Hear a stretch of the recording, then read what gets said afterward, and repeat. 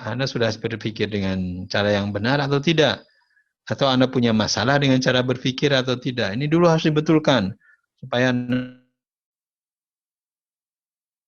nantinya pada saat Anda melakukan inovasi, kreativitas akan terjadi dengan mudah. Ya, kembali lagi dari awal-awal saya ngasih lecture, saya selalu bilang ke Anda, cara Anda melihat persepsi, cara Anda melihat gambar di otak Anda itu sangat penting.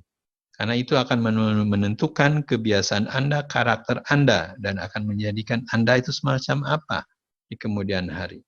Ya, jadi cara Anda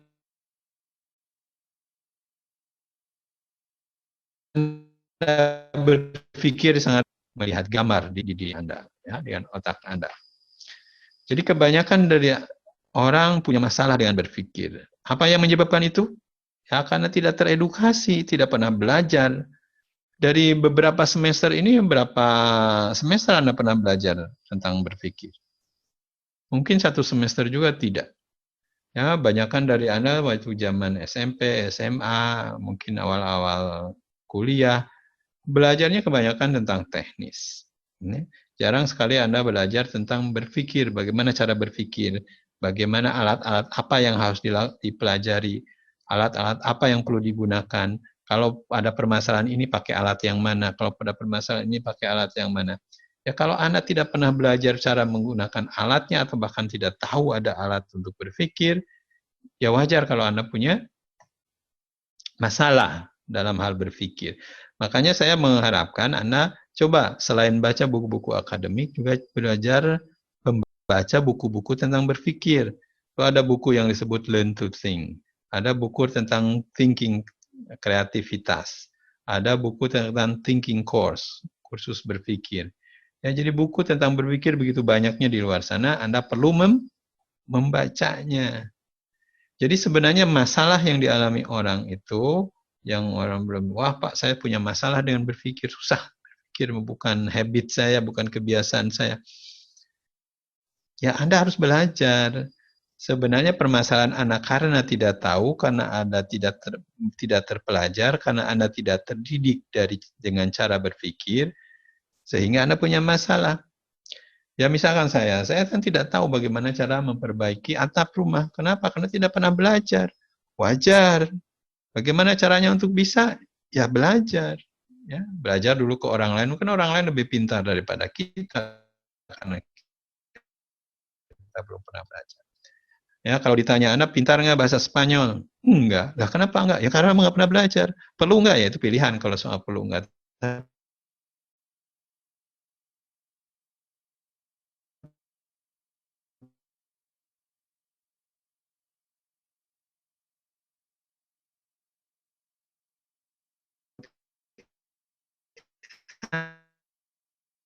Anak mengetahui alat-alatnya, melatih diri Anda berpikir. Saya yakin Anda akan begitu mudahnya ya melakukan berpikir. Ya. Karena berpikir adalah skill, berpikir adalah keahlian yang bisa Anda pelajari. Semakin Anda belajar, semakin Anda melatih, semakin Anda sering menggunakannya, ya sama seperti berenang akan makin ahli Anda. Sama seperti mengendarai motor akan makin sering, akan makin ahli dalam berpikir. Ya, so is this the thinking problem or education problem? Orang hadapi sebenarnya ada kasih, ya, mereka tidak pernah belajar tentang berpikir. Coba saya kasih contoh masalah yang memerlukan berpikir. Nah, kita lihat, Anda bisa nggak menyelesaikan masalah ini dengan berpikir? Ini ada garis, make the line smaller. Buatlah garis ini menjadi lebih kecil tanpa menghapusnya. So, ada yang punya ide bagaimana caranya? Buat garis ini jadi lebih pendek atau lebih kecil, tapi Anda tidak boleh menghapusnya. Caranya? Izin Pak, menambah garis yang lebih panjang Pak. Siap. Nambah garis yang lebih panjang. Oke, jadi ini jadi lebih kecil ya. Ada cara lain? Bagus, ya. Itu maksudnya Anda berpikir, ya, menambah garis yang lebih panjang. Ada yang lain yang tanpa menghapusnya? Ada Pak, katanya. Saya bawa buku, simpan aja bukunya di depannya. Nah, kepotong kan lebih pendek Pak. Saya tidak menghapusnya. Bisa. Pak, saya pergi aja ke tempat yang lebih jauh, kelihatan makin kecil, makin pendek. Bisa. Jadi banyak caranya ya. Anda tidak terpaku dengan apa yang ada di depan mata Anda. Itulah yang digunakan cara berpikir. Ya, ya seperti sekarang, Pak, ada COVID nih, ada virus. Dunia penerbangan lagi turun, Pak. Industri lagi turun, Pak. Orang banyak yang dipecat, Pak. Itu cara melihat dari sudut pandang yang satu. 90% orang akan berpikirnya begitu. Sudut pandangnya begitu. Nah, kalau Anda bisa membuat garis yang lebih panjang dengan ini, dengan sudut pandang yang berbeda, gunakan itu untuk masalah COVID. Wah, Pak, kebetulan. Nah, kebetulan, Pak, sekarang orang nggak mau keluar. Saya ada pemikiran baru. Nah, hal-hal yang gitu yang kita perlukan. Itulah di mana kita perlu inovasi. Nah, ini coba permasalahan lain ya. Itu yang tadi yang pertama. Coba gunakan lagi berpikir.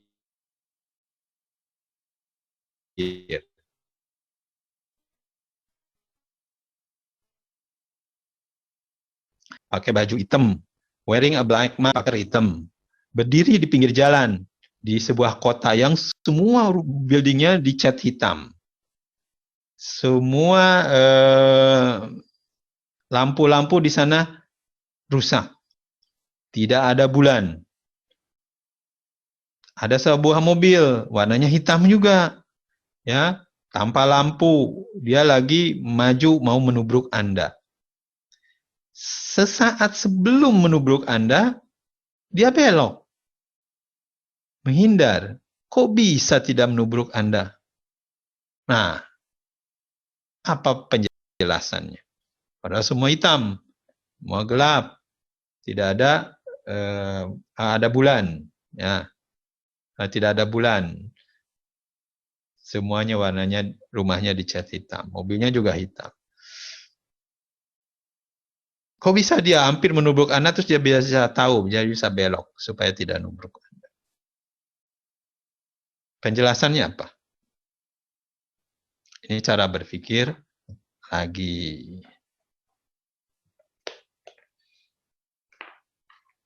Ya, kebanyakan dari kita mengambil asumsi yang ternyata asumsi itu belum tentu benar. Ya.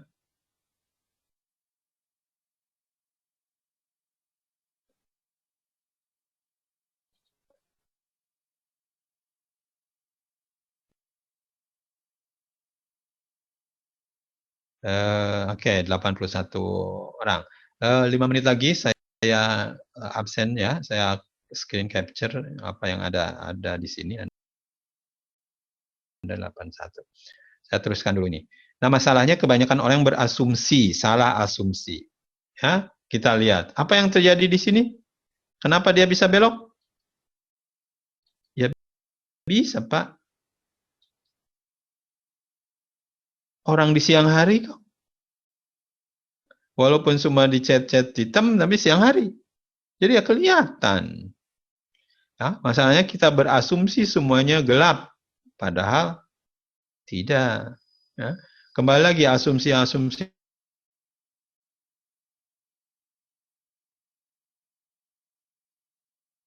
itu harus. Ya, coba sekarang selesaikan masalah ini lagi. Two train are crossing the country. Ada dua kereta. Ya, yang satu dari arah dari ujung pantai yang satu ke pantai yang lainnya. Jarak antara keduanya 3.000 miles. Ya. Yang satu dari barat ke timur 70 dengan kecepatan 70 miles per jam. Yang satu dari timur ke barat, B, dengan kecepatan 80 miles per jam. Which train will be closer to the west coast when they meet? Pada saat kedua kereta tersebut bertemu, kereta A atau kereta B yang lebih dekat ke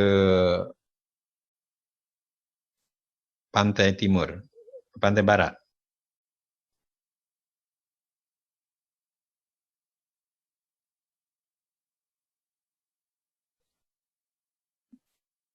Jawabannya mana?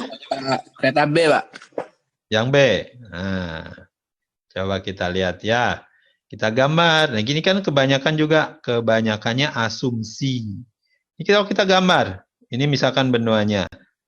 Nah, kita bikin kereta A. Nah, kereta A jalan nih dari kereta A jalan pakai yang biru. Ini kereta A jalan dari sini ke sana. 70 meter per detik. Berhenti nyampe ke sini. Lalu yang B, di arah yang berlawanan dari sini ke sini, ketemunya pasti di tempat yang sama. Nah, pertanyaan namanya yang lebih dekat. Ya dua-duanya di tempat yang sama, ya dua-duanya sama jaraknya. Baik A atau B. Ya. Nah, kita terlalu berasumsi bahwa satu kereta punya kecepatan yang lebih tinggi daripada kereta yang lain. Padahal pada saat ketemu ya tempatnya sama. Nah, kembali lagi itu asumsi. Jadi hati-hati dengan asumsi kita. Kadang-kadang asumsi kita, apalagi punya asumsi prasangka buruk, ya, menyebabkan kita yang ke teledor nantinya. Asumsi bisa membuat kesalahan kita, membuat kita salah dalam mengambil kesimpulan. Jadi hati-hati dengan asumsi kita. Ya, ada sebuah truk nih mau lewat ke terowongan. Masalahnya truknya 1 inci lebih tinggi daripada ketinggian terowongan ini. Nah, caranya gimana supaya bisa lewat? Bannya dikempesin, Pak. Ya, bannya dikempesin. Ya, salah satunya caranya bannya dikempesin. Good. Nah, pertanyaan lagi. What is the biggest problem in the world? Permasalahan apa yang kita manusia sedang hadapi di dunia ini?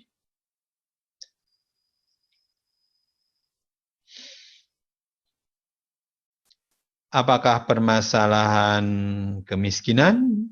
Apakah permasalahan kelaparan? Apa yang kita bisa lakukan untuk merubah ini semua? Ubah mindset, Pak. Nah, betul. Yang harus kita rubah adalah mindset. Berarti permasalahan apa yang kita punyai?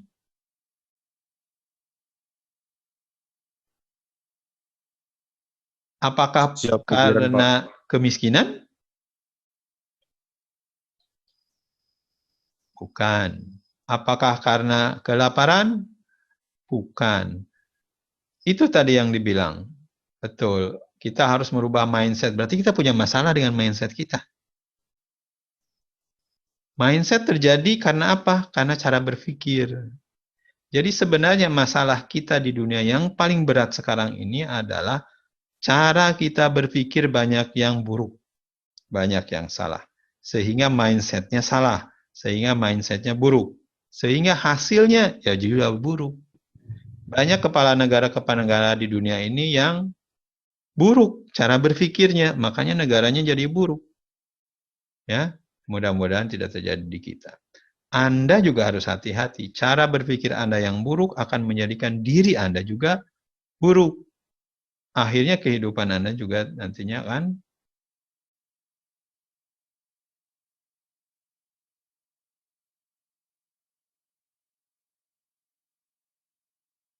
buruk. Mungkin cara berpikir di Anda. Hati-hati, jangan sampai Anda seperti dia. Gaya-gayanya baca buku. Nah, padahal nggak baca aja nggak bisa. Gaya-gayanya Anda berpikir. Gaya-gayanya Anda melakukan keputusan. Padahal cara berpikir Anda nggak ngerti. Anda tidak bisa. Jadi Anda harus bisa belajar membaca. Anda harus bisa belajar berpikir. Supaya keputusan-keputusan Anda tidak salah. Ya, tadi dari awal saya minta Anda cari ide. Untuk bisnis yang dilakukan setelah COVID. Ya.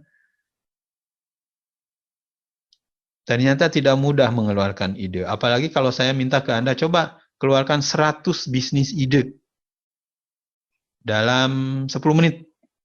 Wah, ini yang membutuhkan inovasi, ini yang membutuhkan kreativitas, ini yang membutuhkan cara berpikir. Pak, gimana caranya mengeluarkan 100 ide? Ya, rubah mindset.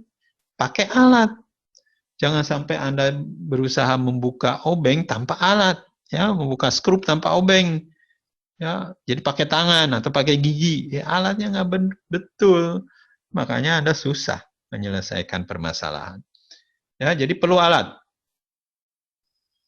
Nah, alat untuk berpikir, alat untuk berinovasi, alat untuk berkreasi, salah satunya adalah otak Anda.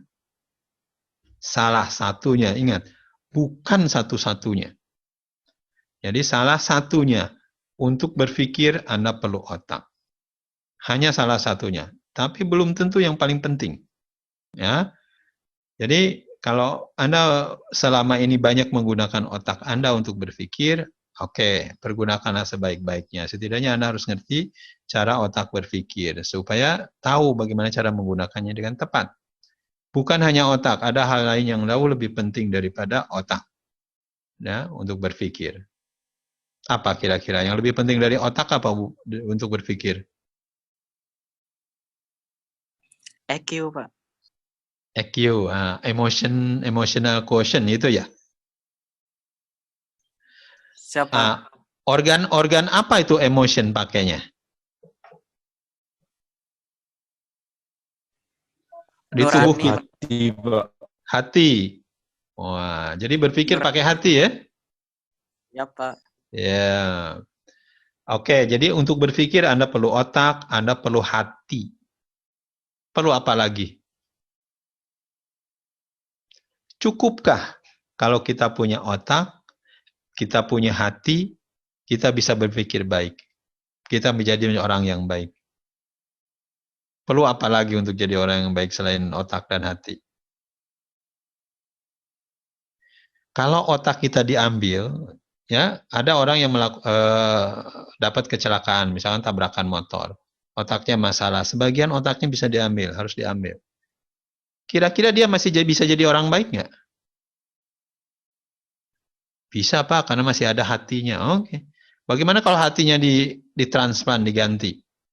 Masih bisa jadi orang baik nggak? Masih bisa, Pak. Nah, berarti bukan hanya tergantung dari otak dan hati, ada hal lain. Nah, ada yang Perasaan, namanya Pak. perasaan. Perasaan Nurani. bukan hati. Nurani. Iya, Pak.